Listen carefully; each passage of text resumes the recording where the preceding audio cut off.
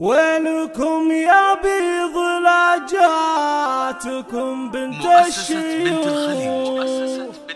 لكل جديد لقبلت صف الصفوف ولها قوم احترام.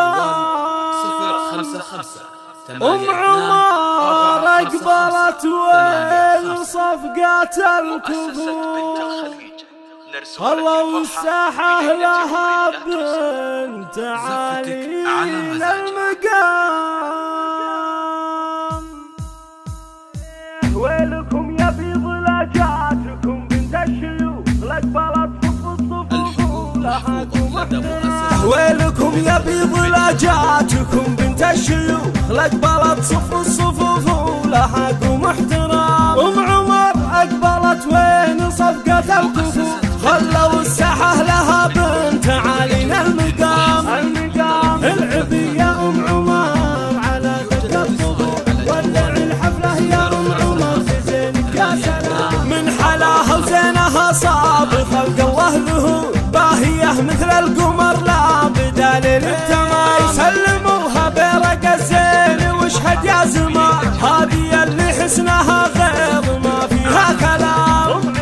كامله بالحسن والزين وجزال الخصال من مدح زين أم عمر ما يمكن. شيخة من نسل قوم معربت الجدود أم عمر بنت الشيوخ المفارق الكرام. شيخة خذوها من عهد زرقة السهوم ما هي شيخة مال أو خاتم وهي أبو كلام. وأبو عمر منها للأمجاد وابطل النزال والنصاء أبو عمر والله يكشف السعاد. ومريم طيبها نادر ما له مثيل الأصيل عزوة أخوانها بنا لنا.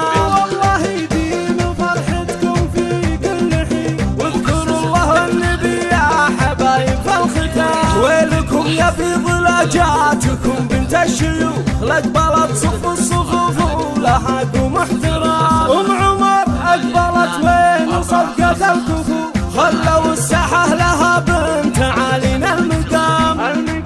العبي يا أم عمر على دق الطبوع ولع الحفلة يا أم عمر بزينك يا سلام. من حلاها وزينها صاب خلق الله له باهية مثل القمر لا بدال للتمام. سلموها برق الزين واشهد يا زمان هذه اللي حسنها غير ما فيها كلام. كامله بالحسن والزين وجزال الخصال من مدح زين أم عمر ما يمكن. شيخة من نسل قوم معربت الجدود أم عمر بنت الشيوخ المفارق الكرام. شيخة خذوها من عهد زرقة السهوم ما هي شيخة مال أو خاتم وهي أبو كلام. وأبو عمر منها للأمجاد وابطل النزال والنصاء أبو عمر والله يبشر بالسعاد. ومريم طيبها نادر ما له مثيل الأصيل عزوة أخوانها بنا